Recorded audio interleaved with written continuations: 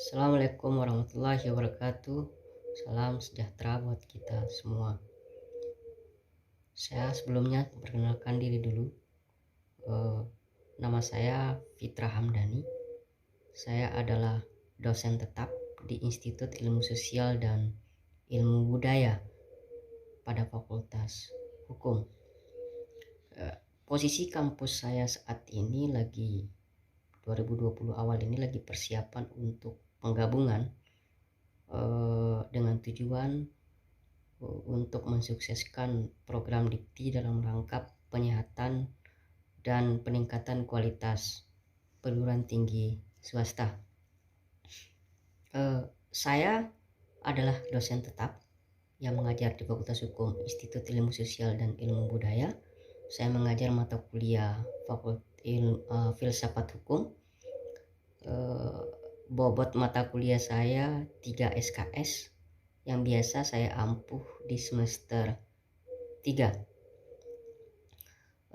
Adapun tujuan dari mata kuliah Filsafat Hukum yang saya ampuh adalah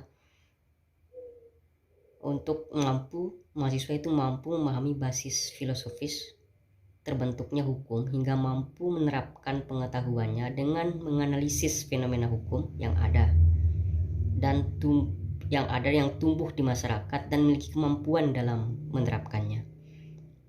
Nah, sesuai dengan Tridharma perguruan tinggi adalah salah satunya dengan melakukan sistem pengajaran, maka dalam sistem pengajaran saya menerapkan metode DII. DII itu terdiri dari delivery, ya, kemudian interaction dan assessment. Dalam delivery saya kemudian yang saya terjemahkan dalam delivery yang saya maksud adalah bagaimana kemudian mahasiswa agar mampu menerima proses pembelajaran itu secara baik gitu. Nah, dalam kaitannya dengan demikian, maka saya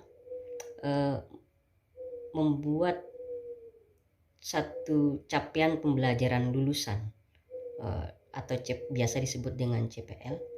Itu kemudian yang saya breakdown menjadi 9 CPMK dan 14 sub CPMK yang saya lakukan selama 13 kali pertemuan, tidak termasuk ujian tengah semester dan akhir semester. 4 aspek dari CPL yang saya jelaskan tadi adalah salah satunya adalah sikap, kemudian keterampilan umum, keterampilan khusus, kemudian pengetahuan. Yang berkaitan dengan sikap,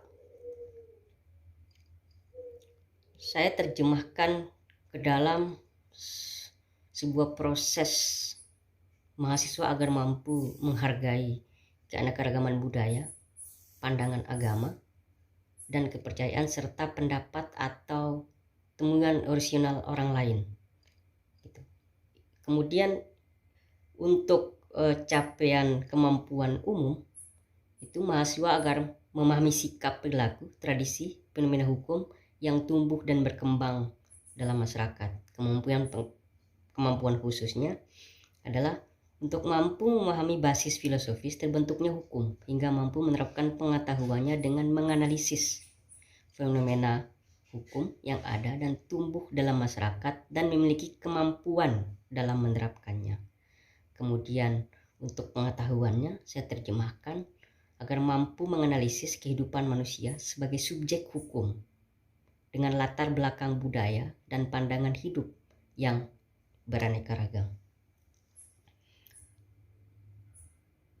Adapun kemudian CPMK dan sub CPMK yang saya tuliskan sebagai panduan untuk dalam proses pembelajaran yang saya lakukan adalah 1. Mahasiswa memiliki kemampuan memahami pengertian filsafat hukum serta mampu memahami cabang ilmu utama dari filsafat diantaranya ontologi, epistemologi, dan tentang nilai atau aksiologi dan juga etika. Kemudian yang kedua, mahasiswa itu memiliki kemampuan menjelaskan posisi filsafat hukum dalam disiplin ilmu hukum. Kemudian yang ketiga, mahasiswa memiliki kemampuan menjelaskan tujuan, fungsi, keberlakuan hukum. Kemudian yang keempat, memiliki kemampuan menjelaskan hukum sebagai norma. Kemudian CPMK kelima adalah mahasiswa memiliki kemampuan menjelaskan wacana, kemanfaatan dalam filsafat hukum. CPMK keenam poinnya adalah mahasiswa memiliki kemampuan menganalisis konsep keadilan dan sifat hubungannya dengan hukum. CPMK ketujuh, mahasiswa memiliki kemampuan menjelaskan aspek nilai etika dalam ilmu hukum atau justice ethic. Kemudian CPMK ke-8, mahasiswa memiliki kemampuan mengidentifikasi aliran-aliran pemikiran hukum. Kemudian yang terakhir adalah yang ke-9, mahasiswa memiliki kemampuan menganalisis skema terbentuknya sistem hukum nasional. Adapun sub CPMK sebagai sub CPMK saya terjemahkan ke dalam 14 yang 9 tadi saya jelaskan. 1. Pengertian cabang filsafat, di situ ada ontologi, epistemologi, aksiologi, letak filsafat hukum dalam disiplin ilmu hukum, tujuan, fungsi, dan keberlakuan hukum, hukum sebagai norma, wacana kemanfaatan dalam filsafat hukum, keadilan serta sifat hubungannya dengan hukum, di antaranya adalah konsep keadilan dan kemudian hukum dan keadilan itu sendiri. Kemudian yang selanjutnya nilai etika dalam hukum atau justice ethic. Di antaranya ada 2, konsep etika dan hukum dan etika. Kemudian selanjutnya adalah aliran hukum kodrat, positisme hukum, mazhab sejarah, sociological jurisprudence, mazhab realisme hukum, dan yang terakhir adalah mazhab postmodernisme hukum. Kemudian yang terakhir adalah skema pembentukan sistem hukum nasional.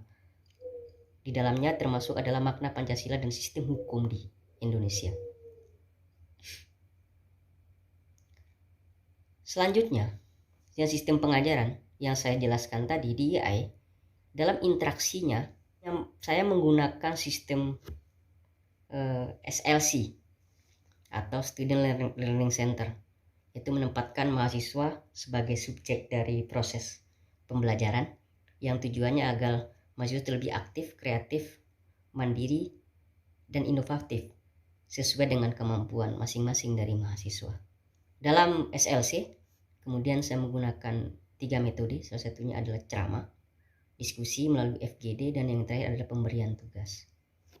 Yang terakhir adalah assessment, adalah memberikan penilaian atau untuk mengukur kemampuan mahasiswa secara objektif. Indikator yang saya gunakan itu 1. Kehadiran mahasiswa terdiri dari 10%.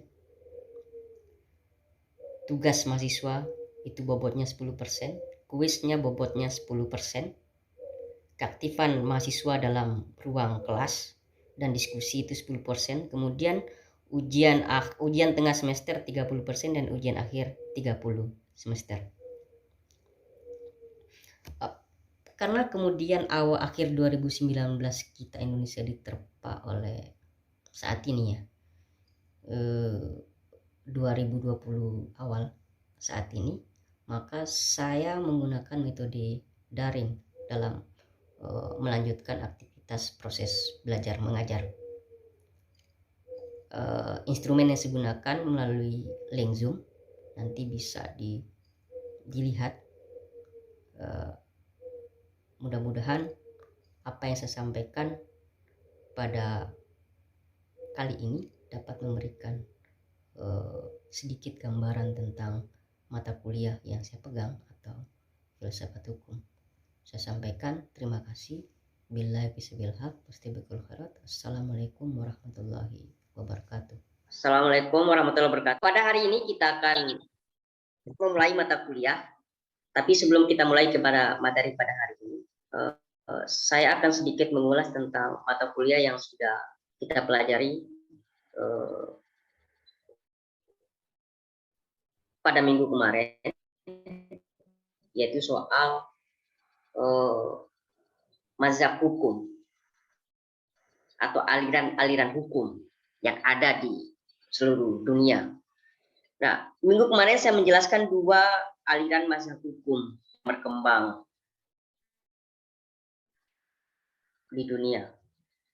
Satu, postmodernisme hukum. Jadi sebelum kita mulai mata kuliah pada hari ini, saya akan mengulas sedikit dua mazhab hukum yang sudah kita pelajari pada minggu sebelumnya. Satu adalah realisme hukum. Realisme hukum itu bahasa yang biasa dikenal oleh orang adalah aliran pragmatisme hukum. Ini diterapkan biasanya melalui sistem hukum common law. Common law itu adalah biasanya menggunakan keputusan hakim. Jadi bahasa sederhananya dari realisme hukum, dia bicara realis. Jadi kondisi terbaru dari nilai-nilai yang berkembang di masyarakat itulah yang dijadikan ukuran dari sebuah norma hukum. Dan itu biasanya digunakan di negara Amerika. Ya, yang setahu saya yang memang ada sistem common law, yaitu putusan hakim terbaru yang biasanya digunakan sebagai acuan untuk memutuskan hukum. Jadi dia hukum norma itu tidak bersifat statis ya, tidak bersifat diam, tapi norma itu bersifat bergerak. Ketika masyarakat bergerak, nilai bergerak, standar moral bergerak, menjadikan acuan dari bagi realisme hukum itulah nilai-nilai terbaru bagi sistem hukum. Nah, kemudian yang kedua adalah postmodernisme hukum. Postmodernisme hukum ini banyak ahli hukum mengatakan kalau ini merupakan aliran yang bersifat progresif. Jadi norma itu bukan pada posisi diam, norma hukum. Jadi kalau bahasanya sekarang kan banyak aliran konsep terbaru dari bentukan postmodernisme hukum, misalnya mazhabnya Undip tentang konsep hukum progresif. Dianggap konsep hukum progresif itu sebagai salah satu konsep yang menganut postmodernisme hukum. Jadi hukum bukan pada posisi, kalau mungkin adik-adik pernah melihat kalau di pengadilan itu kan ada patung yang kemudian ditutup matanya, dalam artian hukum tidak memihak kepada siapapun tapi memihak kepada norma. Artinya hukum memihak kepada siapa yang kemudian menang di pengadilan, yang mampu membuktikan jika dirinya benar secara proses hukum. Itu paradigma positivisme hukum. Tapi bagi postmodernisme hukum tidak demikian. Bahwa norma itu, hukum itu, sistem itu harus melihat dan harus memihak. Standarnya apa kemudian untuk melihat, untuk berpihak? Standarnya adalah moralitas dan keadilan. Itu standar yang digunakan bagi aliran postmodernisme hukum.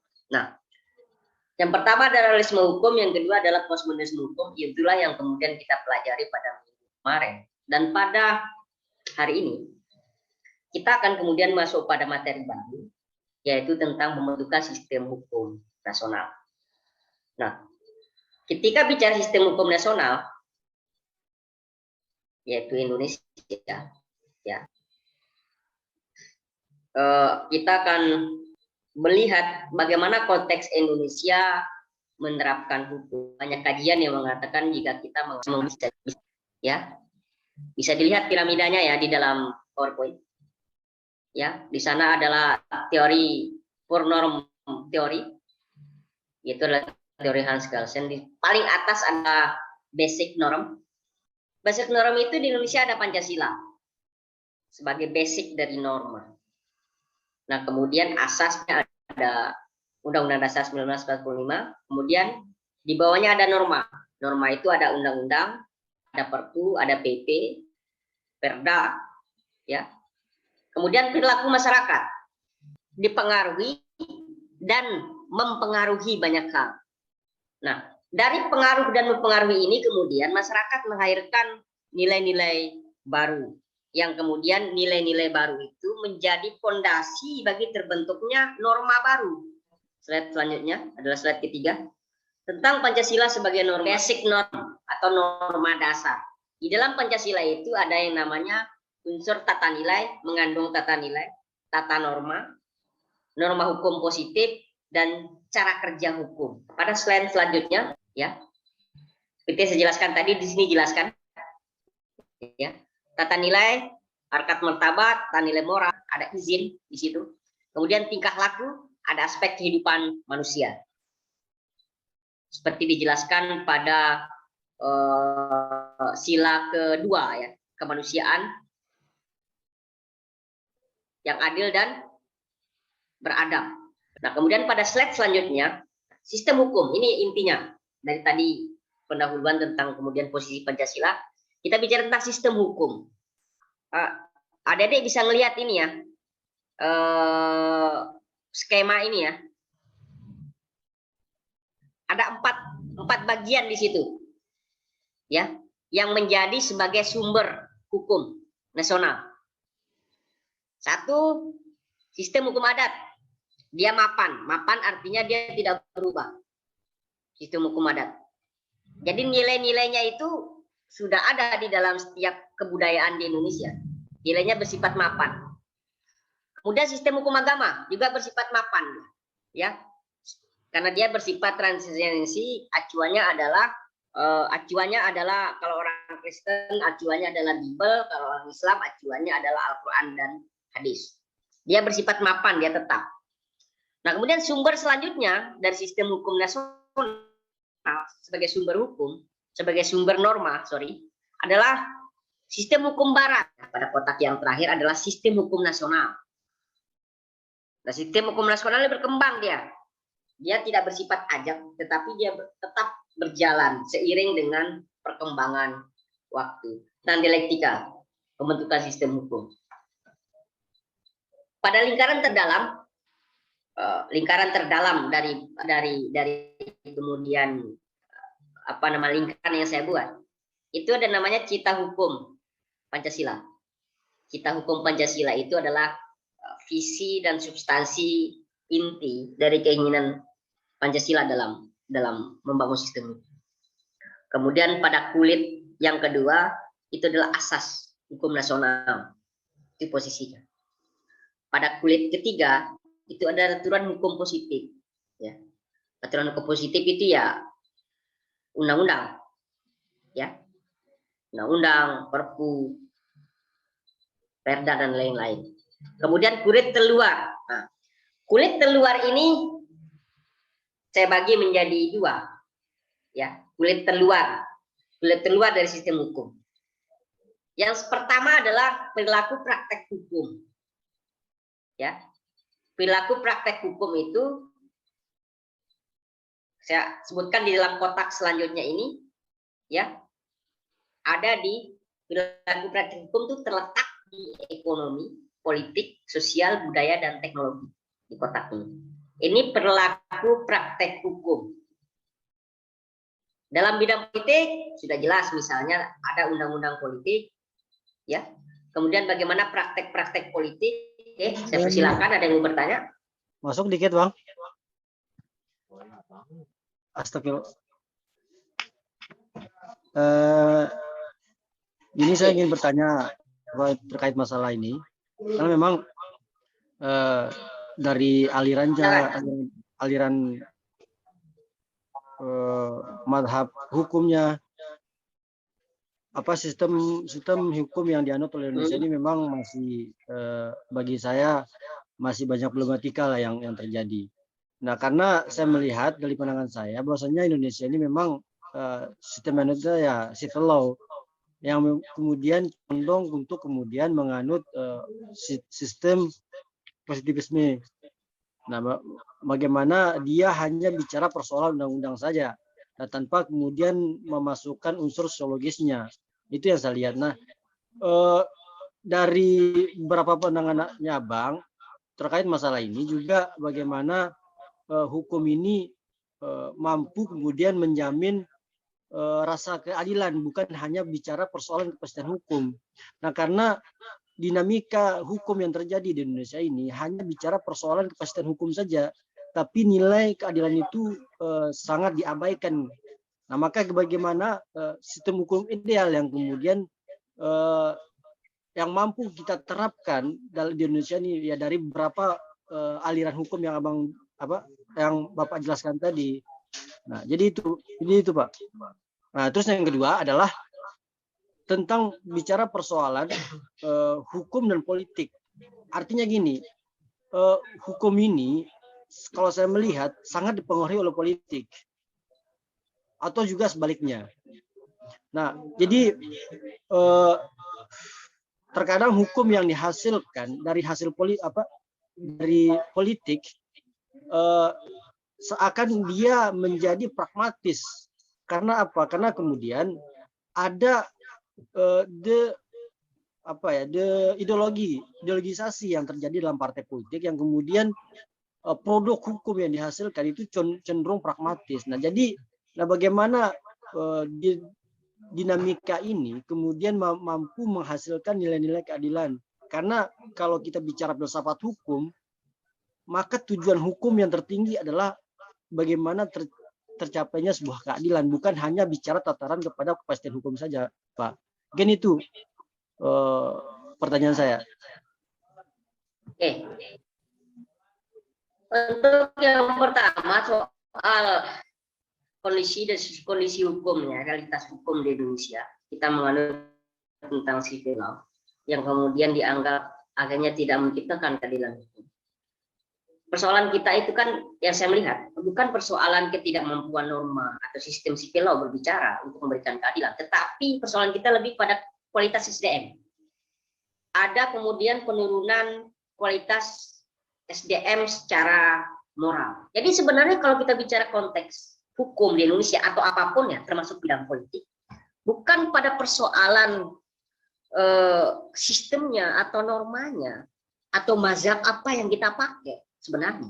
Kalau kita bicara soal mau adil atau tidak, tapi bicara soal investasi moral yang ada di dalam semua SDM yang ada di dalam bidang hukum.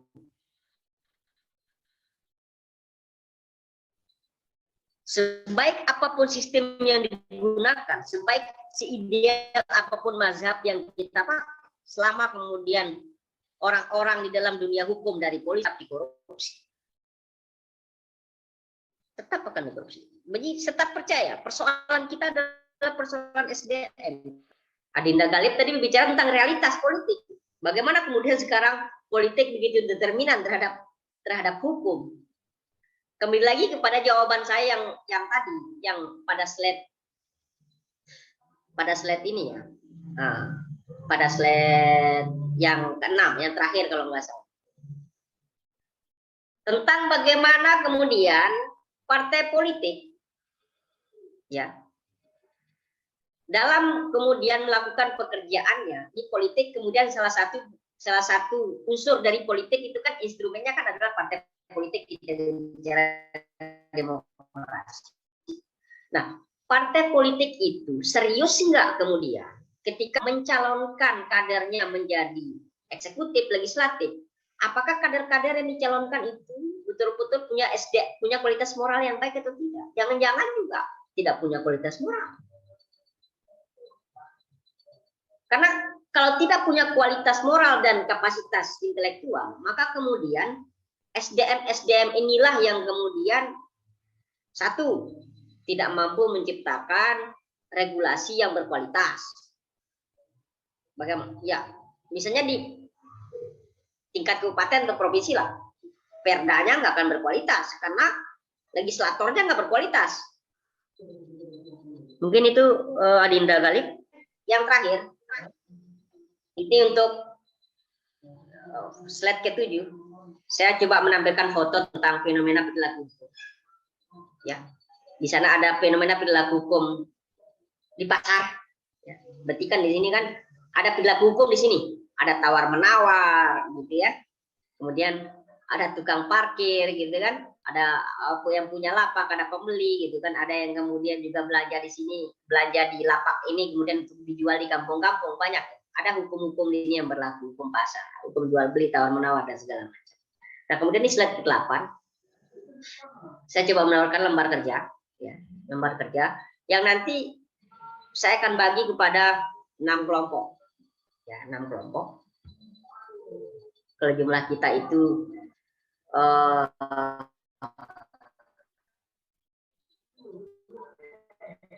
15 berarti satu kelompok 2 orang. Ya, absen. Kelompok 1 silakan kemudian menganalisis ya. Fenomena hukum berdasarkan basis ontologinya, epistemologinya, dan aksiologinya. Kemudian kelompok 2 politik, kelompok 3 karena slide ini sebenarnya kan udah kita fotokopi ya, udah ada di tangannya adik-adik semua. Silakan nanti dilihat.